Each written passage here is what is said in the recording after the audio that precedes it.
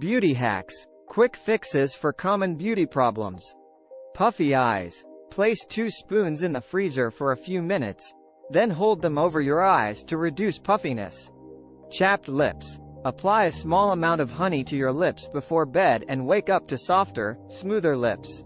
Greasy hair. Sprinkle a little bit of baby powder on your roots to absorb excess oil. Mascara smudges. Use a cotton swab dipped in makeup remover to clean up any smudges or mistakes. Nail polish smears. Dip a small paintbrush in acetone and use it to clean up any smears or mistakes around your nails.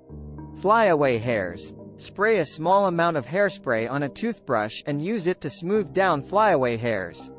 Dark circles. Place 2 tea bags in hot water, let them cool, and place them over your eyes to reduce dark circles. Oily skin. Use blotting papers to absorb excess oil and prevent shine throughout the day. Dry skin. Mix a little bit of coconut oil with your moisturizer for extra hydration. Dull skin. Use a facial scrub once a week to gently exfoliate and brighten your skin.